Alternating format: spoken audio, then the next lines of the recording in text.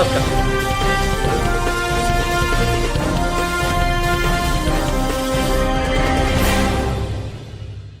नमस्कार, मैं धनंजय कुमार द नागरिक में आपका स्वागत है।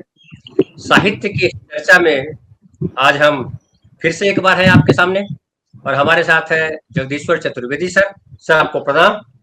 और पिछले कई एपिसोड से हम दलित साहित्य की बात कर रहे थे, लेकिन अब आज से शुरू कर रहे हैं पितृसत्तात्मक जो समाज है, जो लेखन है, उन सबको लेकर के कि पेट्रियार्की हमारे देश में किस तरीके से चलती आ रही है, कब से चलती आ रही है और कितने उसने जो है रास्ते बदले और आज हम कहाँ, इन तमाम चीजों पर बात करेंगे। क्योंकि हमारा समाज जो है वो एक समतावादी समाज है। हमारा समाज जैसा है वैसे ही हमारा लेखन भी है। हालांकि लेखन में काफी कुछ सुधारने की कोशिश की गई है, लेकिन समाज जो है, समाज में भी बदलाव आया है, लेकिन अभी बहुत कुछ होना बाकी है। क्या क्या कैसे कैसे बदलाव आए, सब पर बात करेंगे। हमारे साथ चतुर्वेदी सर है। ये जो आज से हम जो एपिसोड शुरू कर रहे हैं वो है पितृसत्ता और साहित्य के संबंध को लेकर। और इसमें साहित्य एक बहाना है, क्योंकि हमें कहीं से तो प्रवेश करना है। इसमें बहुत सारे वे भी प्रश्न आएंगे पितृसत्ता के जो राजनीति से जुड़े हुए हैं, करंट पॉलिटिक्स से जुड़े हुए हैं। क्योंकि ज्यादातर लोग करंट पॉलिटिक्स की बात करते हैं तो पितृसत्ता की बात नहीं करते। मोदी की बात करेंगे, राहुल की बात करेंगे, मायावती की बात करेंगे, ममता की बात करेंगे, लेकिन पितृसत्ता और उसकी आइडियोलॉजी की बात नहीं करेंगे। वही स्थिति वो लेफ्ट पार्टियों में भी है। वे अपनी पार्टी के प्रोग्राम पर, अपने एक्शंस पर बात करेंगे, लेकिन पितृसत्ता की जो आइडियोलॉजिकल भूमिका है उस पर बात नहीं होती। तो ये जो हम लोगों ने सिलसिला बनाया, आज से शुरू कर रहे हैं हम पितृसत्ता का, ये एक बहुत ही बड़े कैनवास को घेरेगा। शुरुआत के तौर पर हमने ये इसमें साहित्य के संदर्भ बार बार आएंगे, साहित्य के बहाने ही बात होगी, क्योंकि हम ये चाहते हैं कि साहित्य और संस्कृति से जुड़े हुए जो लोग हैं वे इस प्रसंग को समझें और इसकी गंभीरता को समझें। जैसे अभी एक बहुत ही अजीब किस्म का माहौल है, माहौल ये लिटरेचर के संदर्भ में कह रहा हूं। वो माहौल ये है कि साहित्य में भी है ये, वो जीवन में भी है। मसलन दो वर्गों पर या दो समुदायों पर सबसे ज्यादा हमले हो रहे हैं, एक है स्त्री और दूसरे अल्पसंख्यक। अब आप बताइए कि आइडियोलॉजिकली इन हमलों को कैसे देखें।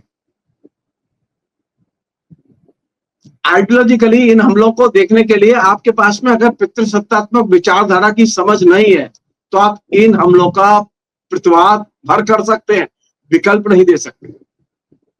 और प्रतिवाद करके भी फिर से सीधे वहीं पहुंचेंगे जहां भी मोदी पहुंचे हुए। मसलन अगर मोदी के शासन में रेप हो रहे हैं तो अगला अगर कोई भी शासन आ जाएगा मोदी के विकल्प के नाम पर, उसके भी शासन में रेप होंगे। वो चाहे कम्युनिस्टों की सरकार आ जाए, चाहे वो अखिलेश की सरकार आ जाए, चाहे राहुल की सरकार आ जाए। और वही स्थिति अल्पसंख्यकों की भी होगी, क्योंकि स्त्री और अल्पसंख्यक ये दो समुदाय बड़े पैमाने पर लंबे समय से पितृसत्ता की आइडियोलॉजी के उत्पीड़न, दमन और वैचारिक शोषण का एक तरह से केंद्र बने हुए हैं। हमें औरत के साथ रेप दिखाई देता है, अल्पसंख्यकों की हत्या दिखाई देती है, लेकिन हम पितृसत्ता के खिलाफ बोलते नहीं है। पितृसत्ता पदबंध का इस्तेमाल नहीं करते, और तो और छोड़ दीजिए आपको एक नेता नहीं मिलेगा जो कभी किसी भी समय उसने 5 मिनट पितृसत्ता के बारे में वक्तव्य दिया हो। 5 मिनट। मुझे इतने वर्ष हो गए पॉलिटिकल एक्टिविटीज करते करते, पॉलिटिकल लोगों के स्पीच सुनते सुनते, तकरीबन मुझे 5 दशक गुजर चुके हैं। और इन 5 दशकों में मैंने तो कभी किसी भी नेता के मुंह से पितृसत्ता की आलोचना नहीं सुनी, वो चाहे जो भी नेता हो, जिस पार्टी के हो। न तो मैंने कम्युनिस्ट पार्टी के नेताओं के मुंह से पितृसत्ता की आलोचना सुनी, न मैंने कभी कांग्रेस पार्टी के नेताओं के मुंह से पितृसत्ता पदबंध का, पैट्रियार्की पदबंध का आइडियोलॉजिकली उसे क्वेश्चन करने का हमारे यहाँ रिवाज ही नहीं है। तो ये समस्या बहुत गंभीर है। ये समाजवाद और धर्मनिरपेक्षता की जो बातें करते हैं या जो अब सांप्रदायिकता की बातें कर रहे हैं, इनमें भी पितृसत्ता की आइडियोलॉजी का वर्चस्व है। जो लोग सोचते हैं कि नहीं सेक्युलर जो है, सेक्युलरिज्म में भी पितृसत्ता की, क्योंकि सेक्युलरिज्म ने कभी भी पितृसत्ता की विचारधारा को चुनौती नहीं दी। वही स्थिति कम्युनिस्टों की भी रही है।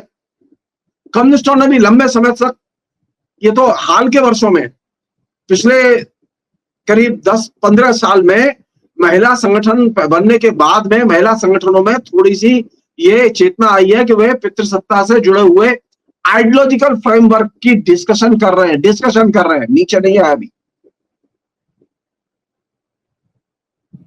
बाकी जगह तो डिस्कशन भी नहीं है। तो पितृसत्ता एक बहुत ही गंभीर आइडियोलॉजिकल चुनौती है, इसे हल्का करके नहीं देखना चाहिए। मेरा कहने का मतलब यह है, हमारे यहां बड़े बड़े रैशनल लोग, वे इस मामले में चूक जाते हैं, क्योंकि पितृसत्ता की आइडियोलॉजी पिछले तकरीबन 3000 वर्ष से डोमिनेट किए हुए हमारे पूरे के पूरी जीवन शैली में, हमारी विचारधाराओं में, चाहे जिस विचारधारा के हो आप माओवादी हो तो पितृसत्ता की शिकार, आप मार्क्सवादी हो तो पितृसत्ता की शिकार, आप सेकुलर हो तो पितृसत्ता की शिकार, आप मोदीवादी हो या आरएसएस पंथी हो तो पितृसत्ता की शिकार। यानी पितृसत्ता की आइडियोलॉजी को हम लोग कभी चुनौती नहीं देते। ऊपर ये जो तमाम किस्म के जो, जिसे कहें ना, रेवड़ियां बढ़ती रहती है ना, कि ये मोदी की राजनीति है, ये आरएसएस की राजनीति है, ये कम्युनिस्ट पार्टी की राजनीति है, ये रेवड़ियां हैं। पितृसत्ता की विचारधारा पिछले 3000 वर्ष से समाज में वर्चस्व प्रभुत्व बनाए हुए है, और हाल के वर्षों में, आधुनिक काल में खासतौर पर, 2 समुदायों पर सबसे अधिक इसने हमले किए। जैसा कि मैंने आपसे कहा कि स्त्री और अल्पसंख्यक, आप उठा के देख लीजिए, भारत विभाजन में सबसे ज्यादा कौन लोग मारे गए? भारत विभाजन की बात कर रहे हैं ना लोग, खूब बात करते हैं आजकल। कौन लोग मारे गए? भारत विभाजन में सबसे अधिक मारे गए मुसलमान, और सबसे अधिक मारे गए कौन? औरतें। तो पितृसत्ता की आइडियोलॉजी एक बहुत ही गंभीर आइडियोलॉजी है, और ये हमारा देश कैसा है, हमारे देश में सभ्यता का विकास कैसा हुआ है, किस रूप में हुआ है, ये इस बात से तय होगा कि हमारे देश में स्त्री की और अल्पसंख्यकों की क्या अवस्था है, उनका किस तरह से चित्रण होता है हमारे साहित्य में। जो लोग कहते हैं ना कि हमारे यहाँ तो सभ्यता का विकास पिछले 5 साल से है, तो उसे पूछा जाना चाहिए 5 साल से है तो 5 साल से स्त्री का चित्रण कैसा है। सिर्फ इतना बता दो, नरेंद्र मोदी से लेके मोहन भागवत तक और बहुत सारे लोग, तमाम सेकुलर थिंकर भी ये पुरानी सभ्यता के विकास और उसके गौरव का गान करते रहे, लेकिन पितृसत्ता और उसकी जो आइडियोलॉजी की कसौटी है वह है स्त्री और अल्पसंख्यक। तो हमें देखना होगा कि अल्पसंख्यक और स्त्री का चित्रण कैसे हुआ है। हम लोग जो पितृसत्ता के इतने पक्षधर हैं, इनडायरेक्टली हम सब में ये बीमारी है पितृसत्ता के पक्ष में खड़े होने की। अब मैं छोटी सी उदाहरण ले रहा हूं जिससे कि लोगों को ये चीज समझ में आए। तुलसीदास का नाम सबने सुना है, सब लोग जानते हैं तुलसीदास के बारे में। तुलसीदास की रामचरितमानस के बारे में सब लोग जानते हैं। कबीर का नाम सब लोगों ने सुना है, और कबीर की रचनाएं तकरीबन शिक्षित लोगों में खूब जनप्रिय है। कोई ना कोई भजन, कोई ना कोई गीत, कोई ना कोई पद हमें कानों में सुनाई देता है, और हम तमाम पढ़े लिखे लोग कबीर और तुलसी की, जो तुलसी पंथी है वो तुलसी की प्रशंसा में कसीदे पढ़ते हैं, जो कबीर पंथी है वो कबीर की प्रशंसा में कसीदे पढ़ते हैं। लेकिन हम कभी नहीं देखते कि पितृसत्ता को लेकर इन 2 कवियों का क्या रुख है। ये मैंने जानबूझ के चुना है ये, क्योंकि ये एक बहुत बड़े एरिया को कवर करते हैं दोनों लेखक। कबीर के साथ में कौन लोग हैं? हाशिए के लोग, वे लोग जो समाज परिवर्तन करना चाहते हैं। पूछा जाना चाहिए कबीर का स्त्री के बारे में क्या रवैया है, ठीक पता चल जाएगा। भक्ति आंदोलन की हमारे यहाँ खूब प्रशंसा की गई है, हमें भी मौका मिलता है, मुझे भी निजी तौर पर मौका मिलता है तो मैं भक्ति आंदोलन के खूब सकारात्मक पक्षों की चर्चा करता हूं। लेकिन बात करते समय पितृसत्ता हमारे केंद्र में क्यों नहीं आती? तुलसी पर बात करते समय तुलसी का लोकवादी रूप समझ में आता है, भक्तिवादी रूप समझ में आता है, लेकिन तुलसी के अंदर पितृसत्ता के प्रति क्या रवैया है, ये डिस्कशन का केंद्र बिंदु क्यों नहीं बनता? ये एक बुनियादी समस्या है जिस पर कायदे से सभी लोगों को विचार करने की जरूरत है। हमारे यहाँ जो एक सारी की सारी समस्या है, वो समस्या ये है कि मसलन मैं एक छोटा सा उदाहरण दे रहा हूं।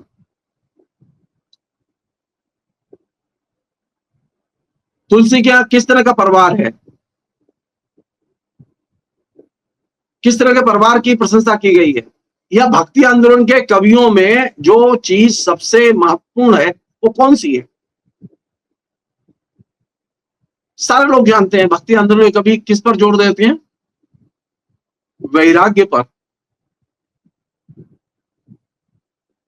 वैराग्य के जरिए भक्ति, और उसी दौर में एक और स्कूल है पूरे का पूरा जो कि मध्यकाल में है, वो है पूरा का पूरा श्रृंगार का स्कूल।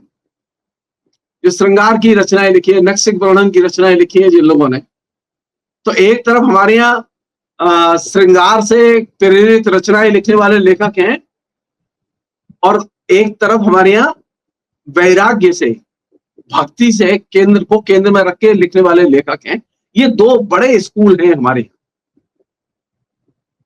अब आप यहां से देखिए कि हमारे यहाँ जो वैराग्य पर लिखने वाले लोग हैं, जिन्होंने वैराग्य को महत्वपूर्ण माना, उनमें कबीर प्रमुख है। कबीर से बहुत सारे लोग प्रभावित हुए उनके वैराग्य से। सब लोग बहुत प्रशंसा करते हैं उस वैराग्य की। हमारे यहाँ आज भी वो जो संत होते हैं ना वैरागी, जो दिखाई देते हैं, वो हमें बड़े अपील करते हैं।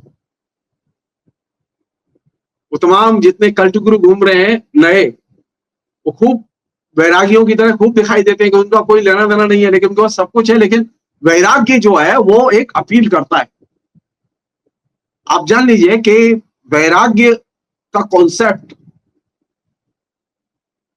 वो बुनियादी तौर पर पितृसत्ता का कॉन्सेप्ट है। तो आपको आइडियोलॉजिकली कौन सा कवि अच्छा लगता है? कबीर। जब आप कबीर को पसंद करने लगते हैं और कबीर का अनुकरण करने लगते हैं, तो जाने अनजाने आप पितृसत्ता का अनुकरण करने लगते हैं। और ये अपने आप में एक बहुत ही गंभीर समस्या है, क्योंकि हमें ये तो जानना चाहिए ना कि हम कबीर को पढ़ते हुए जा कहां रहे हैं। ये जो दलित लेखक हैं मध्यकाल के, जो भक्ति आंदोलन में है, उनको पढ़ते हुए हमारे अंदर जो वैराग्य भावना पैदा होती है, वो वैराग्य भावना बेसिकली पितृसत्ता का एक वैचारिक उपकरण है। ज्यादातर लोगों ने इस बात की अवहेलना की कि आखिर ये वैराग्य किसकी सेवा के लिए, ये भक्ति किसकी सेवा के लिए? भक्ति में जोर है ना, तो भक्ति और वैराग्य पर जो जोर है वो आखिर लेके कहां जाएगा? आइडियोलॉजिकली जैसे हम लोग अभी प्रोग्राम कर रहे हैं, तो आइडियोलॉजिकली हमारा ये प्रोग्राम किसके लिए है? हम यूट्यूब के लिए बना रहे हैं। क्यों बना रहे हैं? हम ये चाहते हैं कि लोग देखें और इस बहाने कुछ अगर कुछ 2-4 रुपए हमें भी मिल जाए तो मिल जाए, कुछ हमारा भी लाभ हो जाए। तो लाभ इसमें एक बहुत महत्वपूर्ण एलिमेंट है, यानी कैपिटलिज्म का जो बेसिक तत्व है, पूंजी अर्जित करना, वो इसका एक बहुत महत्वपूर्ण हिस्सा है। मैं इस गलतफहमी में नहीं हूं कि मैं कोई बहुत आइडियोलॉजिकल स्ट्रगल कर रहा हूं, नहीं, मैं जानता हूं कि मैं यूट्यूब के लिए एक प्रोग्राम तैयार कर रहा हूं और उसमें अर्निंग होगी, जो भी अर्निंग हो।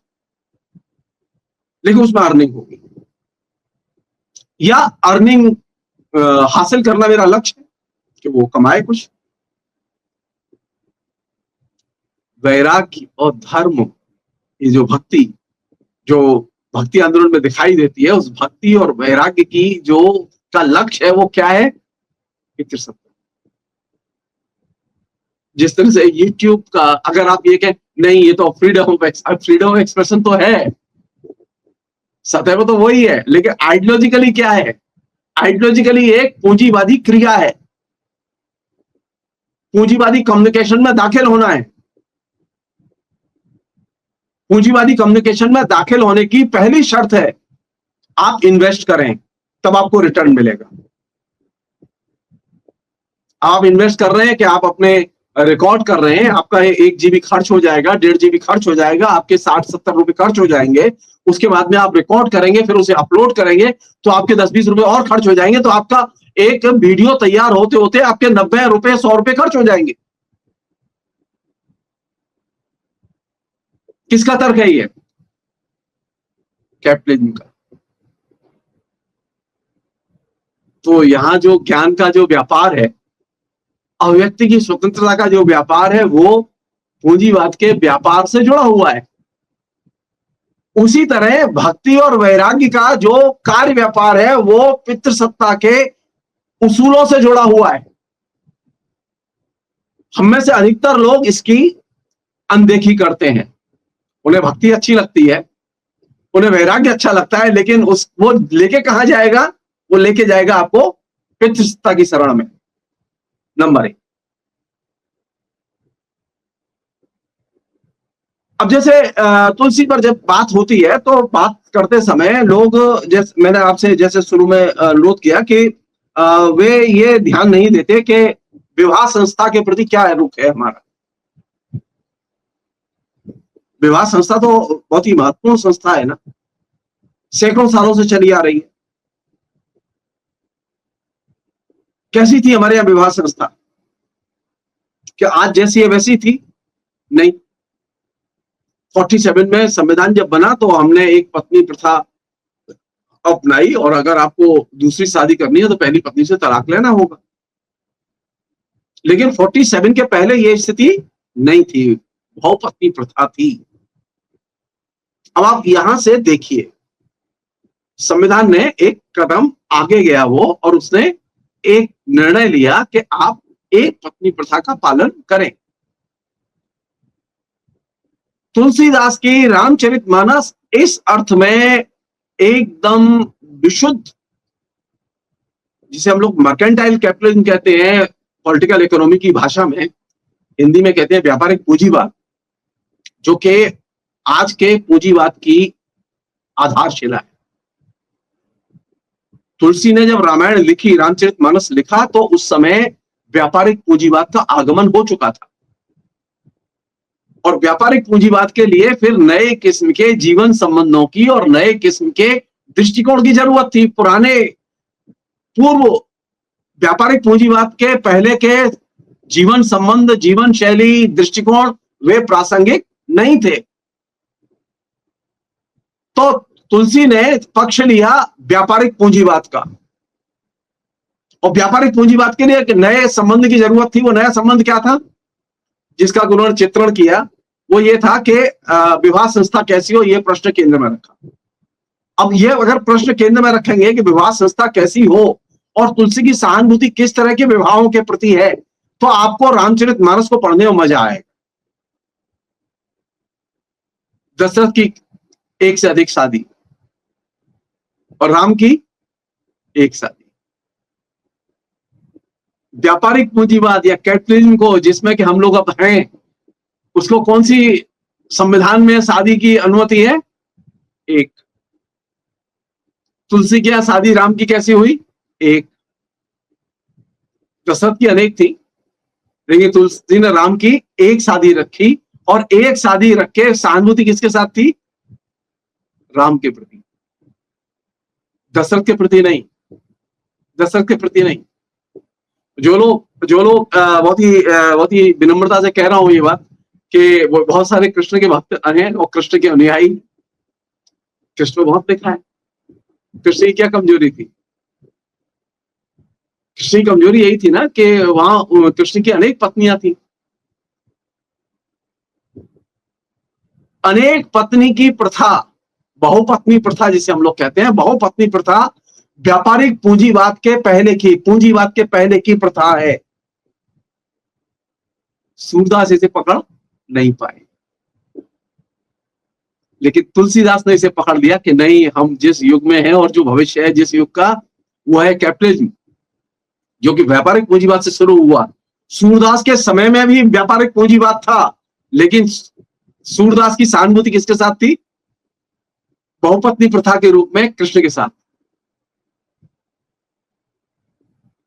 और तुलसी की सहानुभूति किसके साथ थी? राम के साथ। और राम एक पत्नी प्रथा के प्रतीक थे।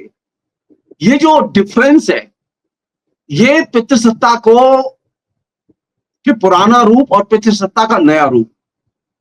तुलसी जो है पितृसत्ता के नए रूप का प्रतिनिधित्व करते हैं, एक पत्नी प्रथा का चित्रण करते हुए। और सूरदास जो है बहुपत्नी प्रथा का जब चित्रण करते हैं और सहानुभूति व्यक्त करते हैं, तो वो पुराने किस्म की जो पितृसत्ता है उसका समर्थन करते हैं।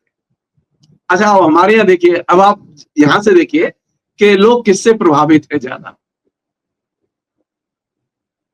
सूर से प्रभावित है ज्यादा या तुलसी से प्रभावित है ज्यादा? आप देखेंगे सूर का दायरा बहुत छोटा है, तुलसी का दायरा बहुत बड़ा है। ये मैं जो तमाम किस्म की जो आलोचनाएं सूर तुलसी की होती रहती है, मैं उससे अलग निकल रहा हूं। मैं उस पर जाना नहीं चाहता। लेकिन सर उसमें एक कहते हैं कि तुलसीदास जी जो है वो राम के पूरे बचपन से लेकर के तमाम रूपों का वर्णन किया, लेकिन सूरदास ने खाली बाल रूप का वर्णन किया, उसके आगे गए बाल नहीं। रूप बाल रूप के वर्णन की बात नहीं है। बात यह है कि वो चरित्र जो चुना, वो चरित्र कहां जाता है? उस पर लिखा ही नहीं उन्होंने। नहीं, वो जो लिखा जो है, वो चरित्र है कैसा? यहां तो डिस्प्यूट ही नहीं है, कृष्ण पर डिस्प्यूट नहीं है, कृष्ण तो है। सवाल यह कि आपको सूर को पढ़ते समय आपके अंदर कृष्ण के प्रति प्रेम पैदा होता है। तुलसी को पढ़ते समय आपके अंदर दशरथ के प्रति प्रेम पैदा नहीं होता। दशरथ के प्रति सहानुभूति तुलसी की नहीं है, तुलसी की सहानुभूति राम के प्रति है। तो ये जो डिफरेंस है, ये डिफरेंस पुराने किस्म की पितृसत्ता और नए किस्म की पितृसत्ता के बीच का डिफरेंस है। एक अन्य चीज जो कि बहुत ही साधारण सी चीज है, लेकिन बहुत बड़ी चीज है। मसलन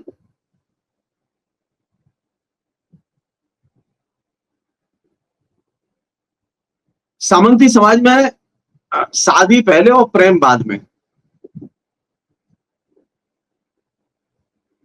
अच्छा, ये बताइए कि तुलसी ने राम और सीता के बीच में पहले प्रेम कराया फिर शादी कराई। ये एंटी फ्यूडल एटीट्यूड है कि राम और सीता पहले प्रेम करें और फिर शादी करें।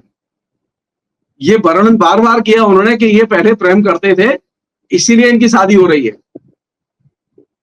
और ये जो इम्फेसिस है, ये इम्फेसिस बहुत ही इंपॉर्टेंट इम्फेसिस है, जिससे कि बहुत ही शटल तरीके से वो लेखक सामंतवाद के दायरे से अपने को निकालता है।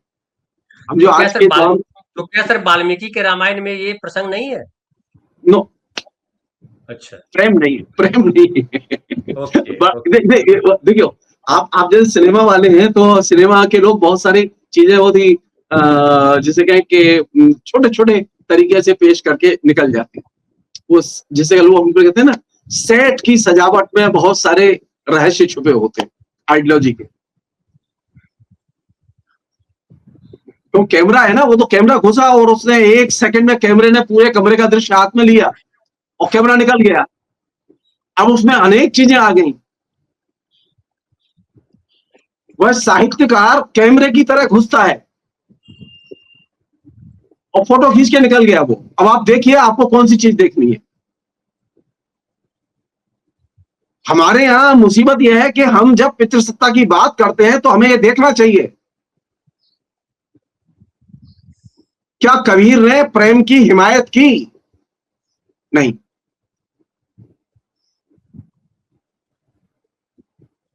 तुलसी ने प्रेम की हिमायत की, और चित्रण में दिखाई देता है, वो बयान नहीं, चित्रण। जो 2.5 अक्षर प्रेम का पढ़े सब पंडित हो, वो क्या? हाँ, अक्षर अक्षर, स्त्री नहीं, ध्यान रखना। जी। समस्या प्रेम की है स्त्री के साथ, किताब के साथ नहीं है, भगवान के साथ नहीं है। साक्षात होना चाहिए। तो ये जो अप्रोच है वो ये कि पहले प्रेम और फिर शादी, तुलसी की रामायण में ये इंपॉर्टेंट है। अच्छा, मजेदार बात बता रहा हूं मैं आपको। अब आप चूंकि चला गया हूं मध्यकाल में, तो कृष्ण ने जिससे प्यार किया उससे शादी ही नहीं की। अच्छा, जिनसे शादी की उनसे प्रेम ही नहीं किया। वो पटरानियां बनी थी, रानियां बनी थी, उनमें किसी से प्यार नहीं था उनका, और उनसे सब शादी हो गई। तो कृष्ण का प्रेम, वो शादी जिनसे होती है उनसे प्रेम नहीं होता, शादी के बाद प्रेम होता है। और तुलसी के यहाँ राम का प्रेम पहले होता है, शादी बाद में होती है। ये जो डिफरेंस है, ये पुरानी और नई पितृसत्ता का डिफरेंस है। पुरानी जो पितृसत्ता है वो पहले शादी और फिर प्रेम, जैसे कि हमारे आजकल परंपरागत शादियों में होता है, अरे भाई बाद में कर लेना, ये पहले ही करना जरूरी है क्या, वगैरह वगैरह। तो मैं जो चीज आपसे शेयर कर रहा हूं ये कि तुलसी के नजरिए में और कबीर के नजरिए में बुनियादी फर्क है। किसे लेके? पितृसत्ता के रवैये को लेके।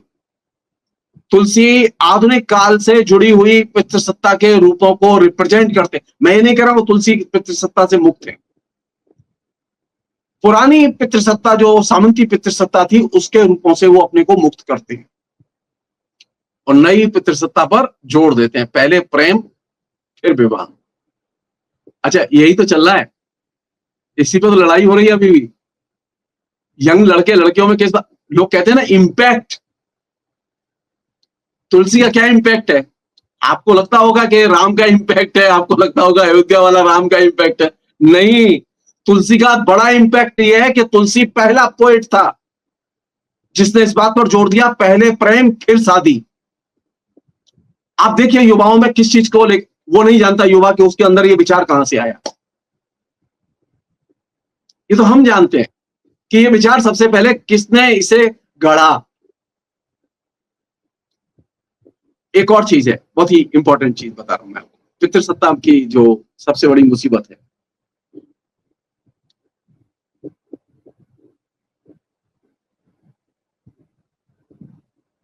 न्याय और न्याय का जब प्रश्न आएगा तो आप किधर होंगे? न्याय और अन्याय के प्रश्न पर कबीर तटस्थ हैं, सूरदास तटस्थ हैं, लेकिन तुलसीदास तटस्थ नहीं है। न्याय और अन्याय के प्रश्न पर तुलसी एकदम स्पष्ट दृष्टिकोण रखते हैं, और ये बहुत महत्वपूर्ण चीज है। हम ये सोचते हैं ना कि किसके पक्ष में खड़ा है वो व्यक्ति, जब न्याय और अन्याय का सवाल आएगा तो वो सामंती जो कष्ट है ना उनका खूब चित्रण है तुलसी के यहाँ। यहां तक कि तुलसी के यहाँ इतना मर्मांतक चित्रण है कि तुलसी राम की भी आलोचना करते हैं कि तुम भगवान हो ही नहीं। जो हनुमत अष्टक नाम का जो एक उनका लिखा हुआ स्तोत्र है, वो स्तोत्र मतलब तुलसी का पूरा शरीर जो है ना एक किसी बीमारी का शिकार हो गया है, जिसमें के शरीर जगह जैसे सड़ रहा है, गल रहा है, और भगवान से वो प्रार्थना कर रहे हैं कि मैं तुम्हारा इतना बड़ा सेवक, इतनी बड़ी मैंने आराधना की, इतनी अच्छी अच्छी चीजें लिखी आपके ऊपर, और आपकी मेरे ऊपर कोई कृपा नहीं। आप इतने शक्तिहीन कैसे हो गए कि मैं सड़ रहा हूं, मेरी कोई आपने सेवा नहीं की। ये जो पीड़ा है, ये पीड़ा राम की जो इमेज वो स्वयं बनाते हैं भगवान के तौर पर, वो स्वयं अपने हाथ से नष्ट करते हैं कि मेरा जैसा भक्त, उसकी भी आप मदद करने की स्थिति में नहीं है। ये जो ईश्वर के प्रति आलोचनात्मक दृष्टिकोण, अपने नायक के प्रति आलोचनात्मक दृष्टिकोण, न्याय और अन्याय का सवाल आए तो उसमें न्याय के पक्ष में खड़े होने का दृष्टिकोण, ये जो चीज है, ये चीज पितृसत्ता के आधुनिक रूपों में से एक है।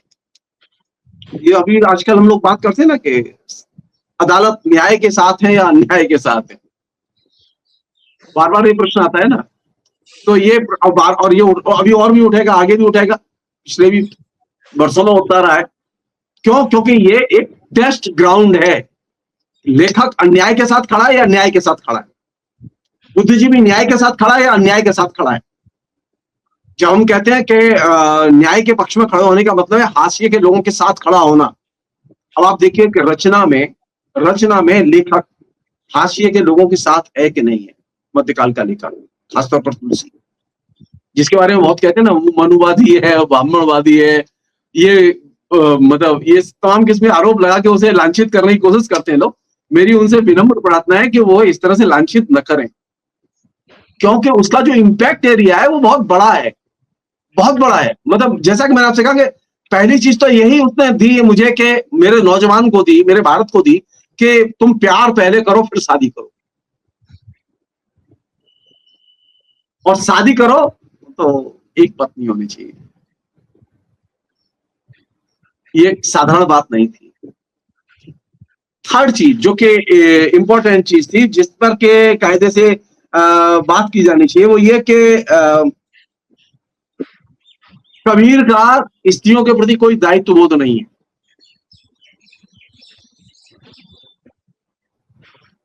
ये कैसे हो सकता है कि एक लेखक लिखे रचना, और उसका जैसा मैंने आपसे कहा कि दो एरिया है, टेस्टिंग ग्राउंड है। लेनिन कहते थे किसी अगर समाज को देखना हो, अच्छा लेनिन को तो जन्म तो बाद में हुआ, तुलसी तो बहुत पहले हुए हैं। हम लोग तो सब लेनिन को भी पढ़े, तुलसी को भी पढ़े, और पढ़ के अब हम आपके बीच में है।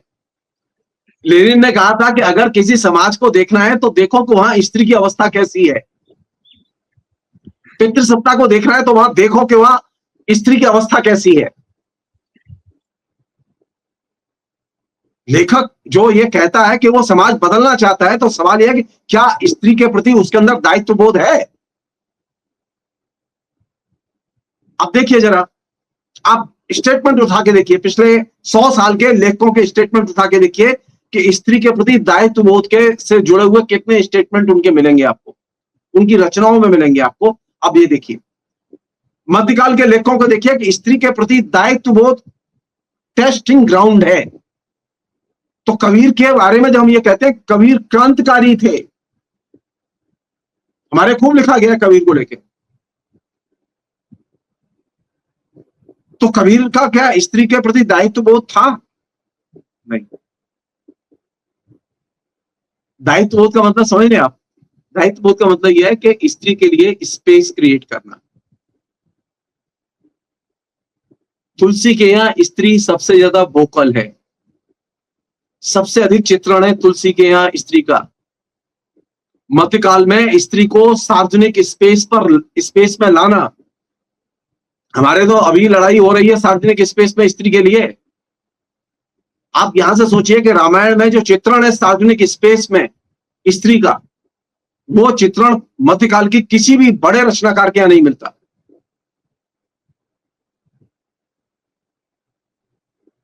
क्यों नहीं मिलता? क्या दिक्कत थी ऐसी? तुलसी से ही प्रभावित थी मीरा। कहां जाती थी? घूम घूम के मंदिर में। मंदिर क्या था? Public space.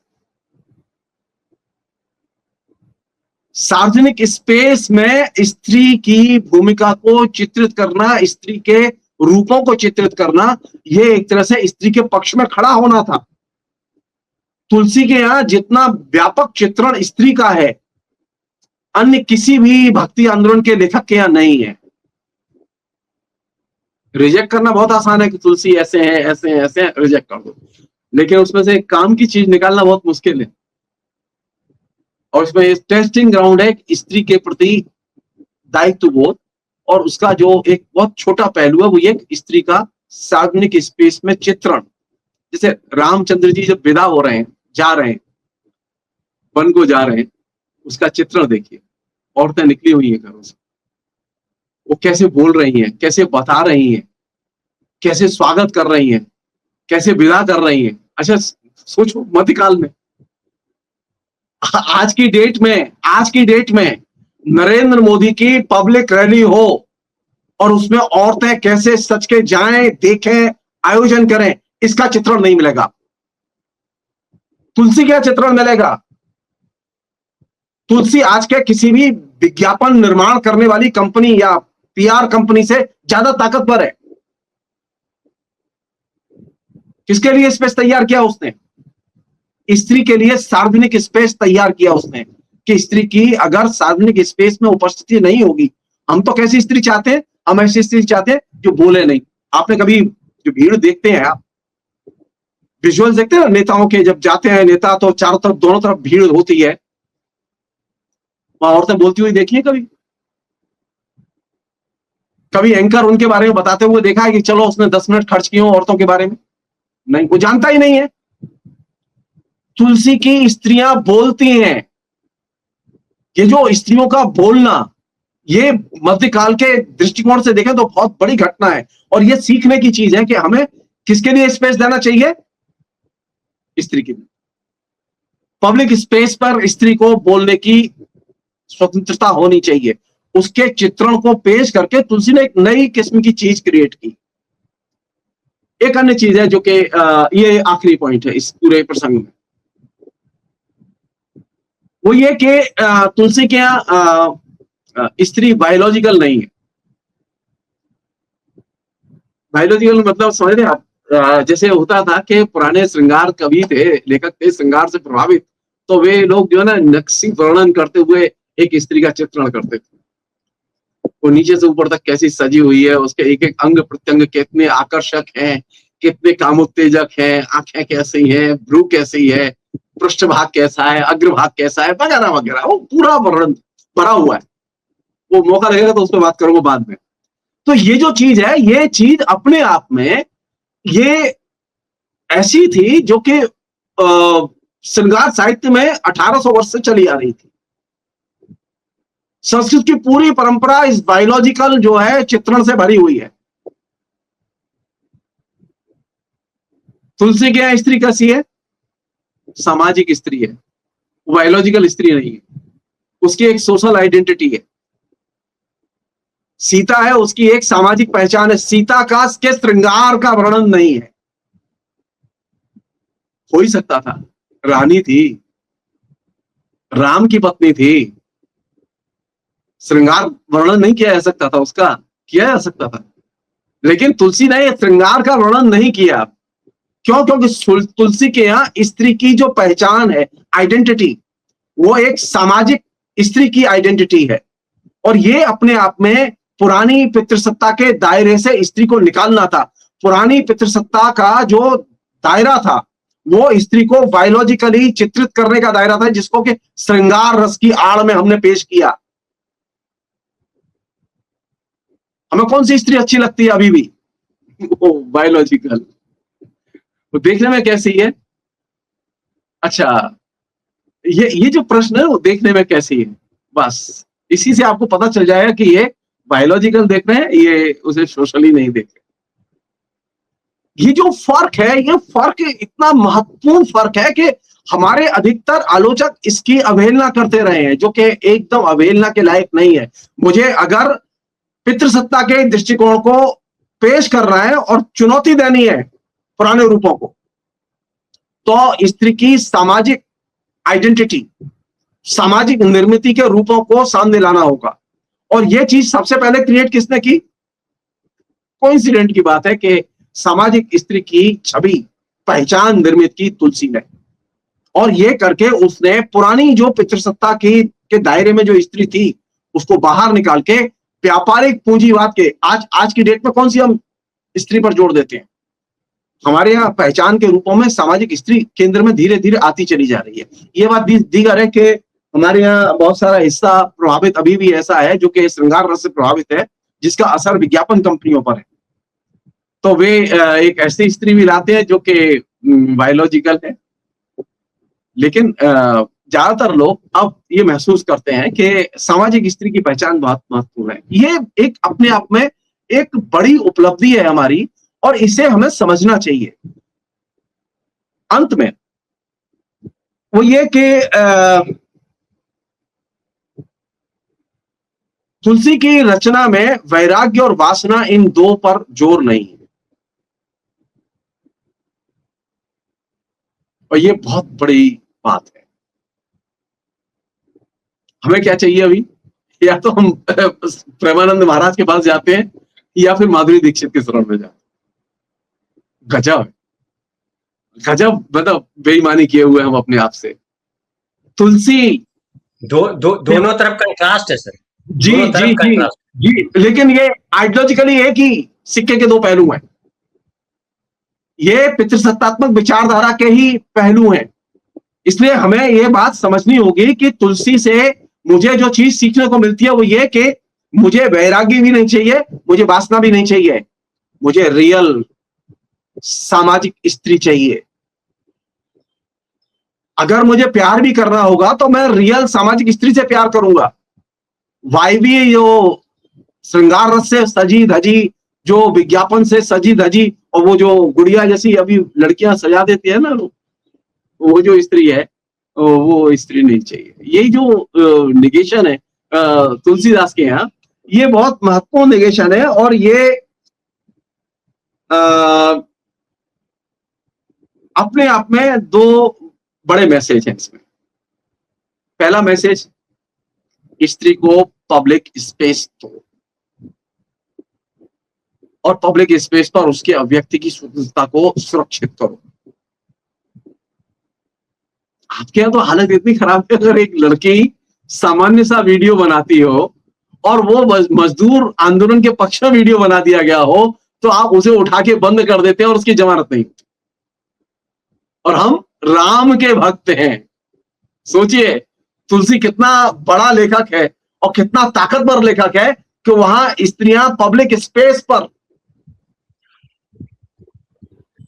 दुख व्यक्त कर रही हैं, रो रही हैं, बिलख रही हैं राम के वनवास के समय। और जब वो बिलख रही हैं तो वो प्रतिवाद कर रही हैं दशरथ के निर्णय का, और इसका चित्रण किया तुलसी ने।